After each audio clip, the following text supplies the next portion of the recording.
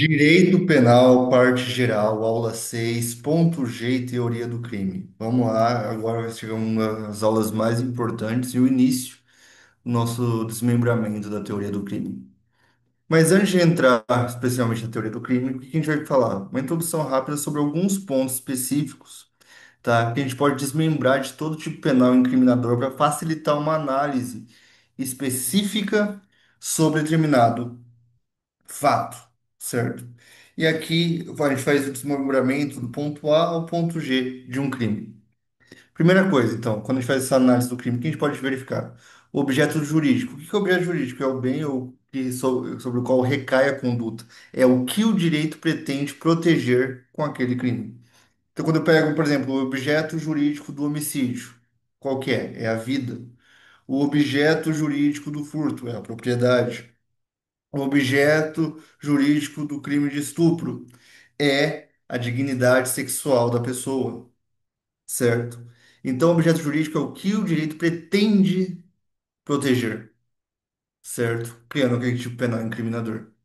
E aí sempre vai estar no título, dos crimes contra a vida. Aí, então você sabe que o objeto jurídico ali é a vida. Dos crimes contra o patrimônio, patrimônio. Dos crimes contra a dignidade sexual, a dignidade sexual, certo? Isso é o objeto jurídico. E o que é o objeto material? É no plano fático quem recaiu aquela conduta delitiva. No caso do homicídio, é a pessoa que morreu, é o corpo da pessoa que morreu, né? Do furto, é o objeto que foi subtraído, certo? Verbo, o que que é o verbo? Todo crime vai ter uma verbo é ação, estado ou fenômeno da natureza. Todo crime vai ter uma ação, né? Ou uma omissão descrita lá. Subtrair, matar, constranger, vai estar descrito no tipo. Então, esse é o verbo do crime. A pessoa só é responsável pelo crime se ela cometeu esse verbo. E, importante, a gente vai estudar sobre autoria, participação, coautoria. Autor é aquele que realiza o verbo, ou seja, aquele que pratica a conduta descrita no tipo penal. Então, é o que realiza o verbo. É quem mata, é quem subtrai, é quem constrange, certo? É quem obtém, tudo bem? Vantagem devida e prejuízo alheio, certo? Sempre vai ter o verbo lá específico, que é a ação descrita no tipo penal incriminador. Sujeito, quando eu analiso o crime, tem que estudar o sujeito ativo e o sujeito passivo. Ativo, quem comete o crime, passivo é a pessoa, é a vítima, né? Ao qual o crime recai. Ativo, pode ser, em via de regra geral, pode ser qualquer pessoa, mas também se tiver uma qualidade específica, pode ser um crime próprio, né? Que é aquele que a gente tem uma qualidade específica, a gente já viu isso. Elemento subjetivo, dolo ou culpa. Todo crime eu tenho que analisar se ele está na modalidade dolosa ou culposa. O que que é isso, Patrick? Aqui eu quero que você preste bastante atenção. Dolo, regra geral, que é o dolo direto. Eu quero praticar aquela conduta. Então, quando eu falo do dolo direto, eu quero praticar. 90% dos crimes do Código Penal, em leis especiais, tudo 99%, o elemento do tipo é o dolo. É a vontade da gente cometer aquele ato. Então, eu quero cometer esse ato, é o que a gente chama de dolo direto, certo? Dolo direto. Ele pode ter outras definições também. Tem o dolo direto de segundo grau, terceiro grau e por aí vai. O que que é o dolo direto segundo, terceiro grau? É o dolo que a gente chama de consequência necessária. Vamos supor que eu quero matar uma mulher que está grávida. Eu vou lá e minha intenção é só matar a mulher. Mas se eu matar a mulher, eu mato também a criança. Então tem um dolo direto de segundo grau. Eu mato uma outra pessoa além da mulher, no caso específico, certo? Não porque eu quero matar a criança, eu quero matar a mulher. Mas a criança é uma consequência necessária. Ah, Patrick, e aí vai aumentando os graus. O que que é o dolo direto de terceiro grau? Vamos imaginar que eu quero matar uma pessoa que vai viajar de avião e eu coloco uma bomba no avião. Eu quero matar aquela pessoa. Então eu tenho dolo direto com relação àquela pessoa. Com relação aos outros passageiros do avião, eu tenho um dolo direto de segundo grau. Se tiver, né, além desse dolo direto de segundo grau, uma pessoa gestante, uma pessoa grávida lá dentro, com relação ao bebê, eu causo um dolo direto de terceiro grau, que é uma consequência necessária. E por aí vai aumentando os graus de fazer essa divisão, certo? Então, a ideia do dolo é eu tenho a vontade de cometer.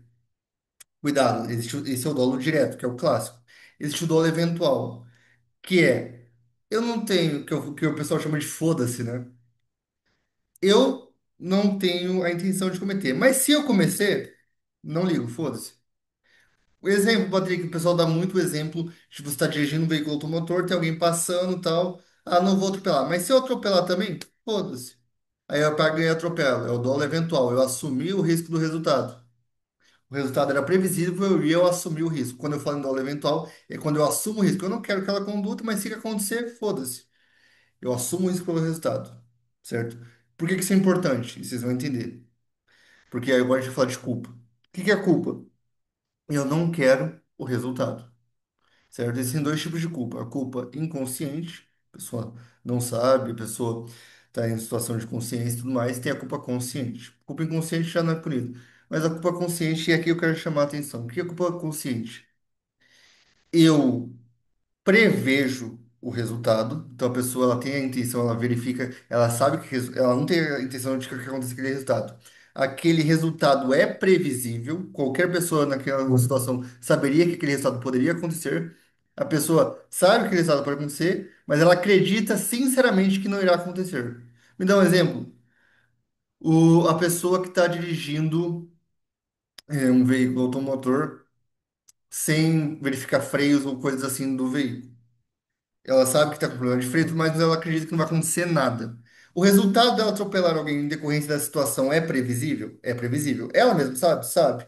Só que ela acredita sinceramente, por conta da capacidade da direção, que esse resultado não vai acontecer. Então ela não assume o risco do resultado. O resultado é previsível, mas a gente não prevê que vai acontecer. É o que a gente chama de culpa consciente, certo? Patrick, a culpa consciente do dolo eventual é muito parecido? Sim. Como que eu faço então? Você vai analisar o caso concreto e vai verificar se aplica o dolo eventual, que é o famoso foda-se, ou a culpa consciente, que é o fudeu. Eu não queria que acontecesse. Era previsível que aconteceu, mas era previsível que ia acontecer, mas eu não achava que não ia acontecer. Fudeu, entendeu? Eu atropelo alguém contra alguma situação específica, nesse exemplo que eu dei, certo? E aí vem a questão. O dolo eventual, ele assume o risco. A culpa consciente, ele não assume o risco. Ambos é possível prever o resultado, só que na culpa consciente a gente acredita sinceramente que o resultado não vai acontecer. Qual que é o exemplo? O exemplo da Boate Kiss. Esse é o principal exemplo da discussão maior. O que que a defesa alegou? Culpa consciente.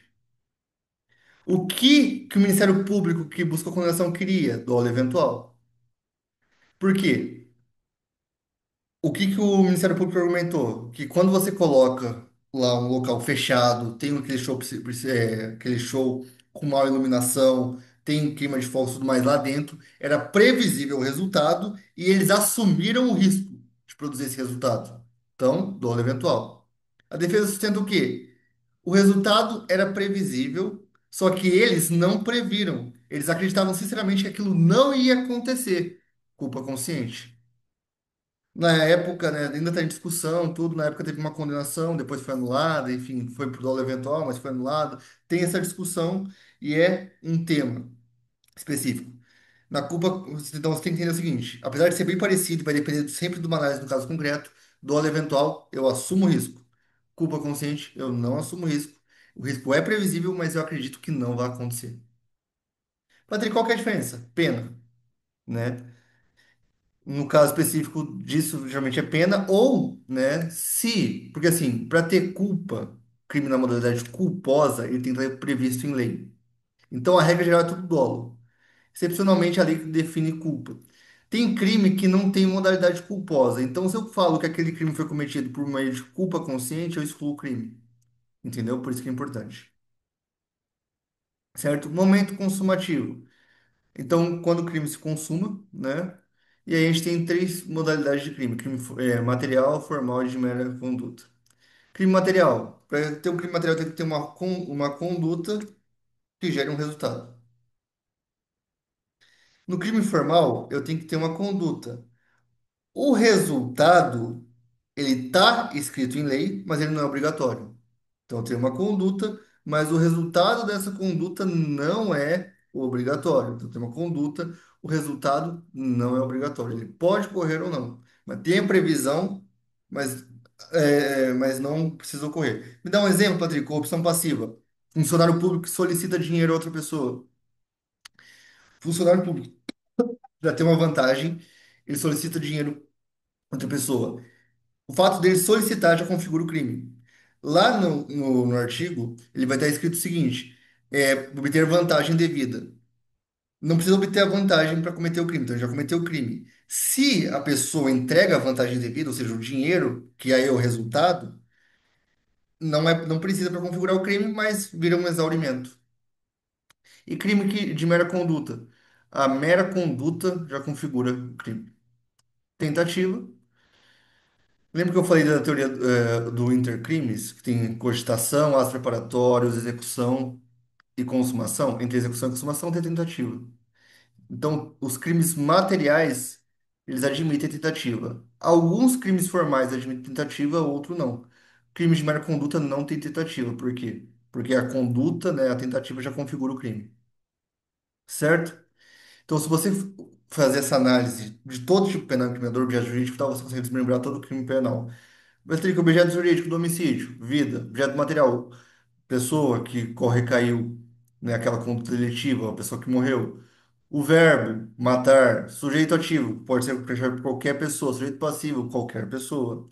Elemento subjetivo, regra geral, é o dolo. Tem previsão culposa? Tem previsão culposa. Momento consumativo, ele é um crime material, então tem que ter o conduto e o resultado para se consumar. Então a pessoa tem que morrer. Se ela não morrer, aí vem o ponto G, que é a tentativa de homicídio. Se a pessoa não morre, então vira tentativa. Beleza?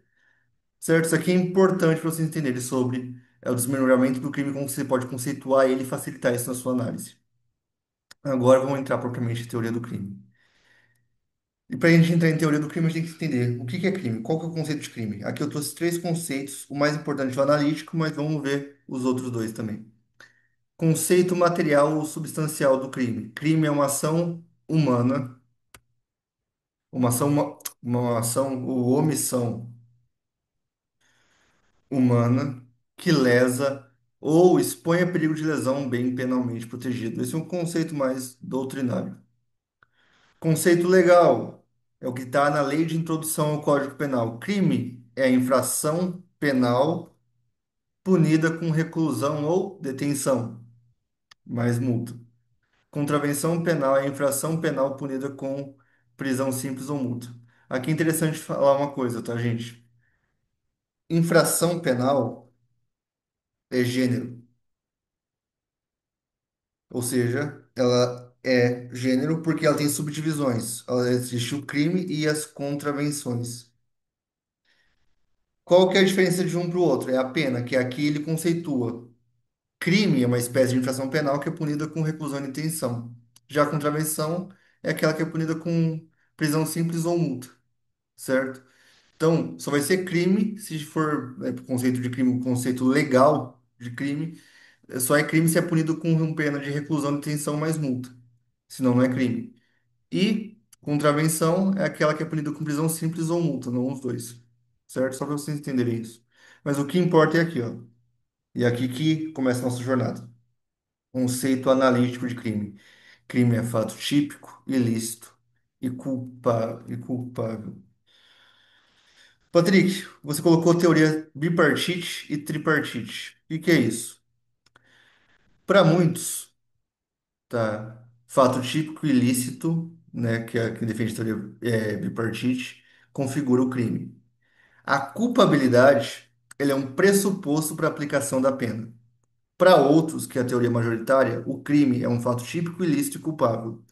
Ou seja, a culpabilidade faz parte do crime, certo? E não é só um critério de aplicação de pena, né? Patrick, qual que eu aplico? Tá? Em prova, linhas gerais, teoria tripartite. Por quê? Porque é a regra geral que é adotada no Brasil, é a dominante e tal. Patrick, se eu tiver a possibilidade de fazer uma descrição, qual que você defenderia? Eu defendo a bipartite, tá?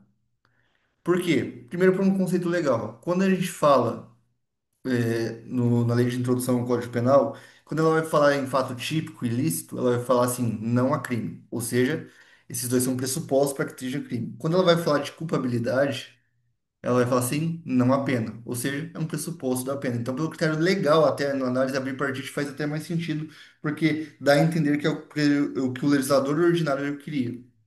Mas, beleza. Crime é fato típico, ilícito e culpável. Guarda isso, tá? Guarda isso. Fato típico.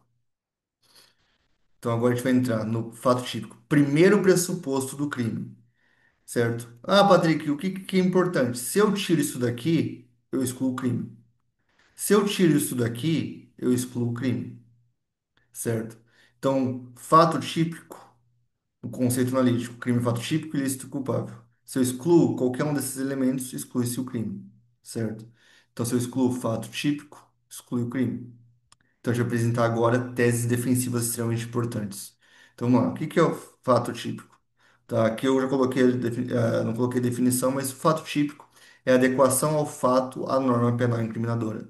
Então, eu mato uma pessoa, né? Eu respondo por crime de homicídio, matar alguém. O fato, no plano fático, tem uma subsunção ao que está escrito em lei. Para mim ter um fato típico, são quatro requisitos. Nem todos eles precisam ocorrer. Tá? Quais são os requisitos do fato típico? Meu, conduta, resultado, nexo causal e tipicidade. Esses dois aqui do meio, a conduta e o nexo causal, nem todo crime vai ter. Lembra que eu falei dos crimes formais e dos crimes de mera conduta? Eles não têm resultado nem nexo causal, certo? O resultado que a gente está falando é resultado naturalístico, é mudança do mundo físico propriamente dito.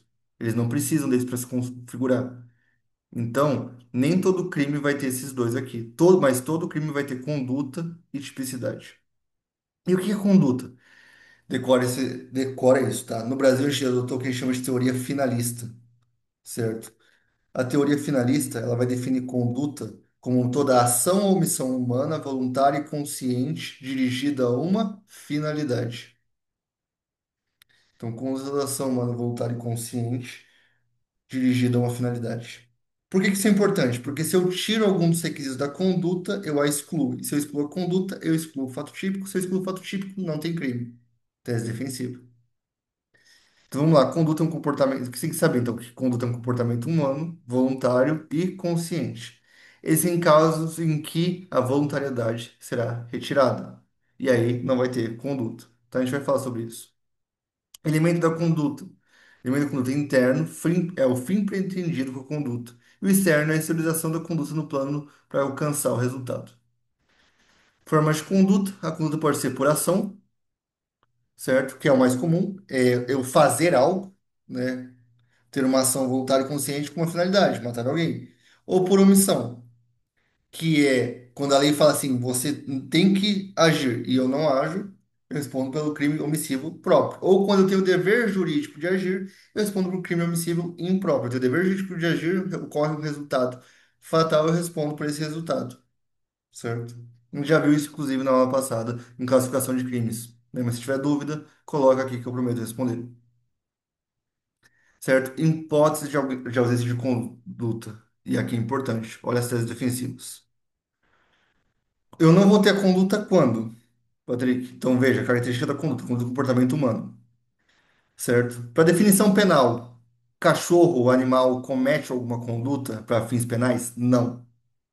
Cachorro, animal, qualquer coisa assim, é mera massa mecânica. Se eu mando meu cachorro atacar uma pessoa, quem faz uma conduta sou eu. O cachorro é mero instrumento. Então, cachorro não pratica conduta para fins penais, certo? Então, um cachorro atacou uma pessoa, esse cachorro vai ser punido na forma penal. Não, tudo bem? Cachorro não comete conduta. Mas o mais importante aqui do conceito de conduta é a voluntariedade e consciência. Se eu excluo qualquer um desses dois, não tem conduta. Então, vamos supor que eu sou uma pessoa, e aí eu sou uma pessoa e não quero matar alguém, mas uma outra pessoa mais forte vem, coloca uma arma na minha mão, pega, puxa o meu dedo para eu disparar contra aquela pessoa. Contra ele ser muito mais forte, ele consegue fazer isso. Então, quem disparou a arma fui eu, porque ele estava colocando força contra a arma. A questão é, você sabe que eu não vou responder por crime. Por quê?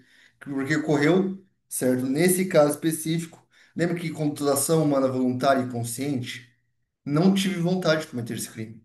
Alguém utilizou de força para que eu cometesse. É o que a gente chama de coação física irresistível. Ou seja, a pessoa tipo, utilizou com mera massa mecânica, certo? Mera massa mecânica, certo? E aí, por conta disso, se ela me utiliza com mera massa mecânica, eu não respondo por crime. Quem vai responder é ela.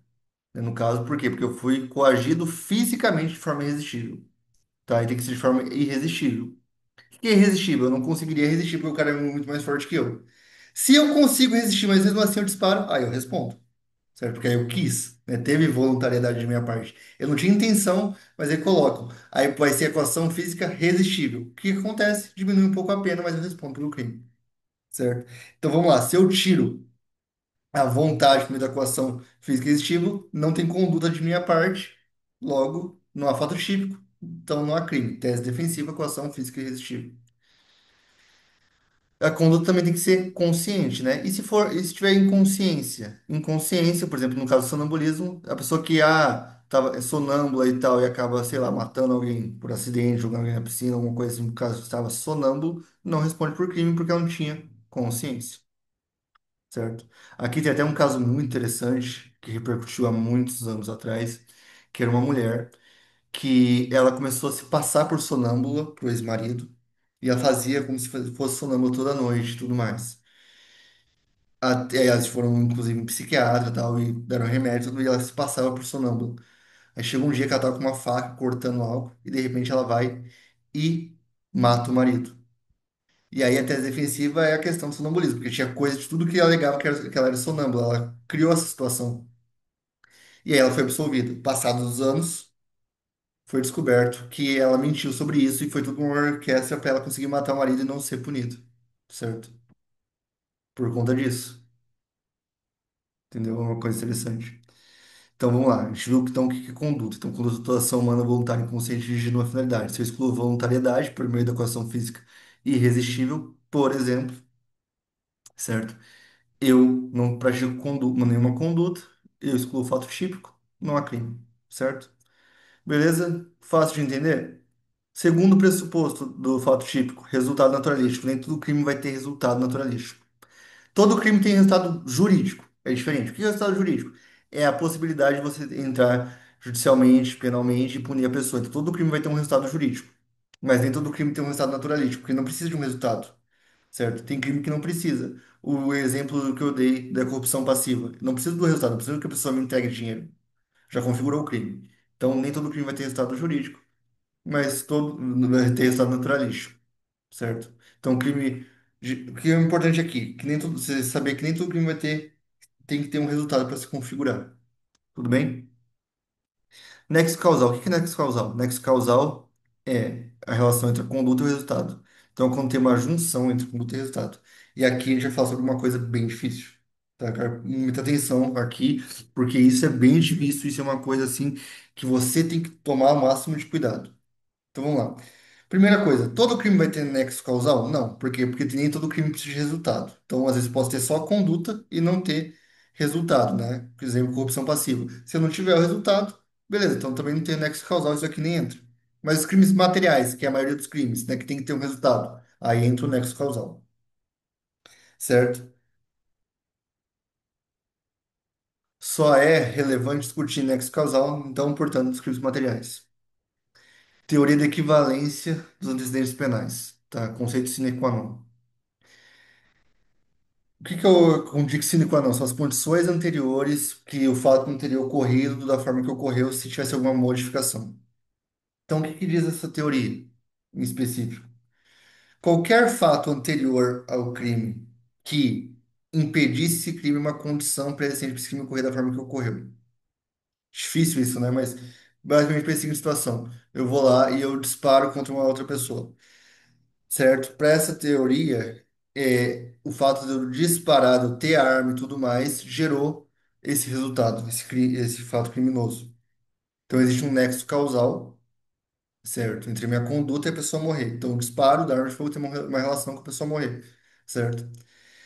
E aí, esse critério ele vai fazer o seguinte: ele vai tentar punir o agente fazendo as condições do fato. Então, se ninguém tivesse me vendido uma arma específica, eu não responderia por. Eu não teria como matar a pessoa de forma de arma. Então, para essa teoria, em primeiro momento, a pessoa que me vendeu a arma teria que responder pelo crime também. Mais importante, essa teoria ela vai até o infinito. Como assim? Se a gente for deixando assim, o fato não teria ocorrido como ocorreu se eu tivesse mudado alguma coisa. Então, tudo nessa situação que eu dei, que eu informei, teria sido feito de outra forma. Como assim? Se meus pais não tivessem tido um filho, eu não teria como ter acontecido essa situação. Então, meus pais não ser punidos, certo? Então, é uma teoria que até é bem louca se a gente pensar, porque ela vai até o infinito. Só que aí a gente tem um critério para anotar isso, para verificar, que é o critério de eliminatório de Tirem, certo? Que a gente elimina tudo que não contribuiu diretamente para o resultado. E também a gente tem que fazer uma análise para aplicar essa teoria, uma análise de dolo ou culpa. Então só vai responder pelo crime se tiver dolo ou culpa.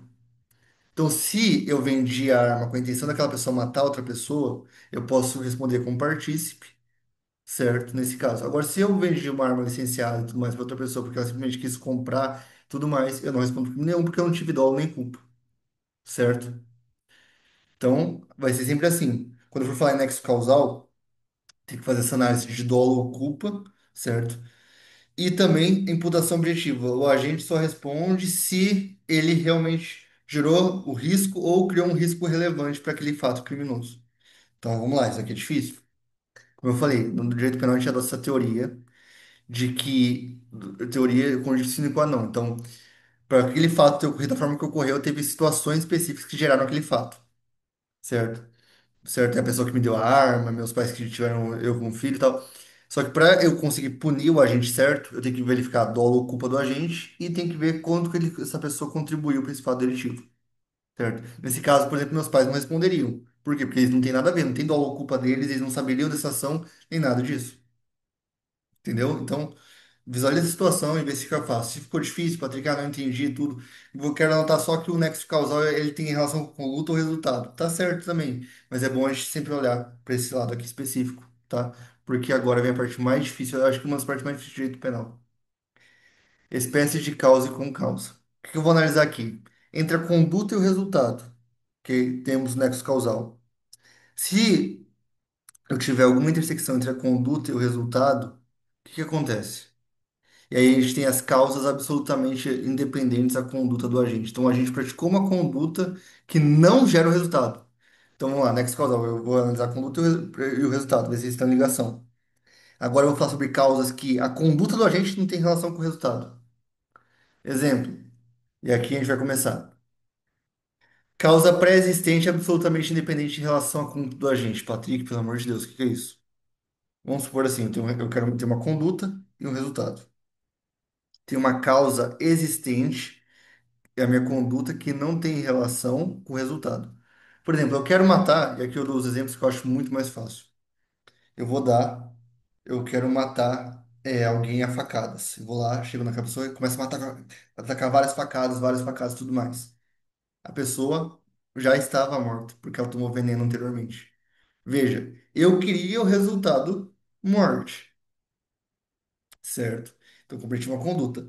A morte ocorreu, o resultado teve, só que não foi por conta da minha conduta. Então teve uma quebra de nexo causal, porque a conduta é uma conduta, a causa que levou à morte é uma causa pré-existente, ou seja, anterior, independente da minha conduta. Se eu não tivesse atacado a faca, a pessoa também teria morrido de qualquer jeito, porque eu já estava morto por causa do veneno. Nesse caso em específico, pelo que eu respondo? Por nada, porque a pessoa já estava morta. Eu não respondo por nada. Ah, mas você deu as facadas, tá? Mas a pessoa já tinha morrido. Causa pré-existente, independente da conduta do agente. Então, quando ela é uma causa anterior que gerou o resultado e não foi minha conduta, eu não respondo. Causa concomitante, absolutamente independente da conduta do agente. Certo? Aqui eu dou o exemplo do soco e da árvore. Como assim, Patrick? Eu vou lá, começo a me envolver numa situação e eu quero lesionar aquela pessoa. Eu vou lá e dou dois socos nele. Quando eu dou dois socos nele, eu cometo o crime de lesão corporal. Ele vai um pouco para trás e nesse momento cai uma árvore e ele morre. Questão é, a morte dele tem relação com o meu soco? Não, porque ela deu, então, uma causa, ela deu por conta da morte, então, uma causa independente. Então, não tem a ver com a minha conduta, certo? Mas ela aconteceu no mesmo instante que eu estava dando soco no cara. Então, aí, o que que eu respondo? Vou responder por homicídio? Não, porque o que causou a morte dele foi a queda da árvore que não tem relação nenhuma comigo, então é uma causa independente. Concomitante, porque eu estava dando soco. Nesse caso específico, eu só respondo por lesão corporal. Entendeu? E agora, causa superveniente absolutamente independente com o conduto do agente. Eu quero matar um cara. Eu dou veneno pra esse cara. Esse cara toma um veneno, só que ele morre de infarto. Veja, eu dei veneno pra ele, mas ele morreu por conta do infarto. Pelo que eu respondo nesse caso, nesse exemplo que eu dei? Por nada. Porque é uma causa absolutamente independente da conduta do agente. É uma causa que vem depois, mas que não tem relação com a minha conduta. Se eu não tivesse dado veneno, mesmo assim ele teria um infarto e morrido. Ah, Patrick, mas e se eu provar que foi por conta do veneno que ele morreu? Aí eu respondo por homicídio. Mas se for por uma causa superveniente, ou seja, o resultado não teve relação com a minha conduta. Então foi uma causa superveniente, uma causa que veio depois, que não tem relação com a minha conduta, não respondo por crime nenhum, mesmo que eu tenha dado veneno. Beleza? Por quê? Porque houve uma quebra do nexo causal. Minha conduta não gerou resultado. É isso que vocês têm que entender. Minha conduta não gerou resultado. Causa relativamente independente da conduta do agente. Aqui, minha conduta não teve uma relação total com o resultado, mas ela contribuiu para o resultado. E aí eu vou responder, certo? Causas pré-existentes, ou seja, anteriores, relativamente independentes da conduta do agente. Facada e hemofilia. Pessoa hemofílica, eu dei facada, a pessoa eu não sabia a situação de hemofilia e ela morreu. Eu respondo por homicídio. Tá? Ah, Matrix, a facada não teve correlação com o fato dela ser hemofílica, certo? Mas a hemofilia causou extravasamento de sangue que gerar a morte dela, certo? Então é uma causa pré-existente relativamente dependente. Ela tem uma relação, certo? Ela contribuiu para o resultado. Então minha conta contribuiu para o resultado, certo? Então uma causa relativamente independente. Aí eu respondo. Causa concorrente relativamente independente do agente. No caso, eu dou facada para a pessoa morrer e por conta do susto da facada a pessoa tem um infarto. O infarto leva à morte. Nesse caso, por quê? Por homicídio. É uma causa que eu não dei totalmente gerei o resultado, mas eu contribuí para esse resultado acontecer. Certo? Causa concorrente relativamente independente do agente. Causa superveniente relativamente independente do agente. Causa superveniente. Facada é uma situação da ambulância. Isso daqui é legal. Eu dou a facada num cara. Isso daqui é o que cai geralmente em prova, tá? E aí a ambulância chega tal e pega esse cara e vai levar ele para um socorro. No meio do caminho, a ambulância bate e o cara morre por conta da batida. Eu vou responder por quê. O cara efetivamente morreu. Mas minha conduta é relativamente dependente do resultado. Ela contribuiu para o resultado, mas não foi ela que gerou o resultado nesse caso. E aí? Causa superveniente relativamente dependente do agente. Eu vou responder por quê? Por tentativa de homicídio, não por homicídio. Por quê? Porque o que levou a pessoa à morte foi a batida do carro. Então, nesse caso em específico, eu não respondo por homicídio consumado, mas sim por tentativa de homicídio. Eu dei a facada, mas ele morreu por conta da batida do veículo, certo? Ele até poderia ter morrido se chegar no hospital com uma das facadas, mas não foi essa a situação. Então, eu vou responder por tentativa de homicídio. Por quê? Causa superveniente relativamente dependente do agente. É uma causa futura que tem uma relação com a minha conduta, mas não foi ela que gerou totalmente o resultado, certo? Nexo causal em crimes omissivos próprios. O crime omissivo próprio, a gente não pratica nenhuma ação, certo? Ele responde pela omissão, certo? Por deixar de fazer e cumprir. Nexo causal que é evidente, não tem muita discussão, né? Aqui o exemplo é da omissão de socorro. Eu tenho que prestar socorro, não faço, respondo por omissão de socorro. Nexo causal de omissivo impróprio. Que omissivo próprio é aquele que a pessoa tem o dever jurídico de agir. Se ela não age, ela responde por aquilo.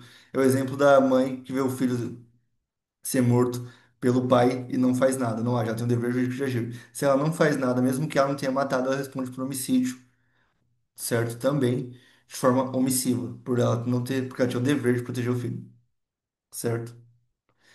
Saindo de nexo causal, e aqui eu quero que você leia isso daqui, certo? Releia, ouça essa aula de novo, não teve dificuldade.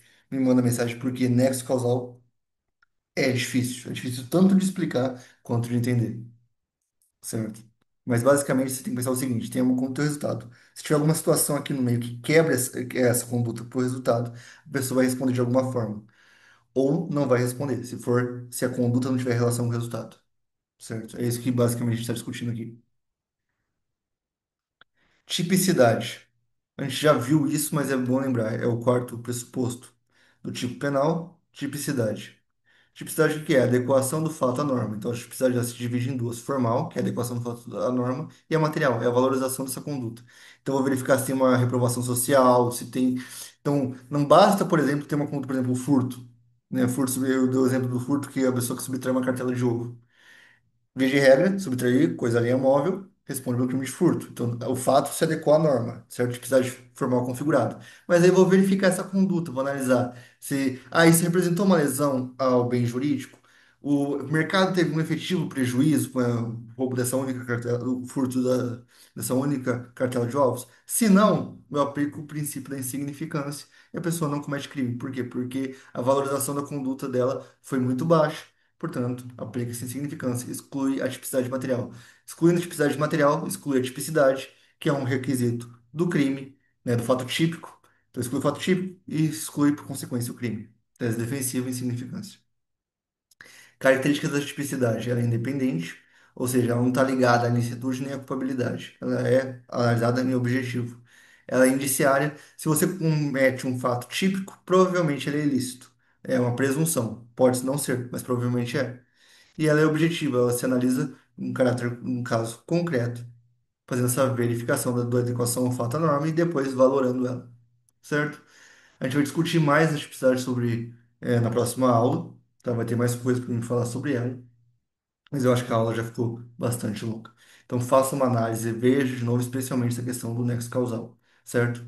Então, vamos lá. Só situando a gente está na teoria do crime, a gente está em fato típico, a gente já falou sobre conduta, a gente falou sobre resultado, nexo causal e deu entrada e início à tipicidade. Beleza? Qualquer dúvida, comenta aqui e que eu prometo responder. Tenha um ótimo dia e uma boa semana.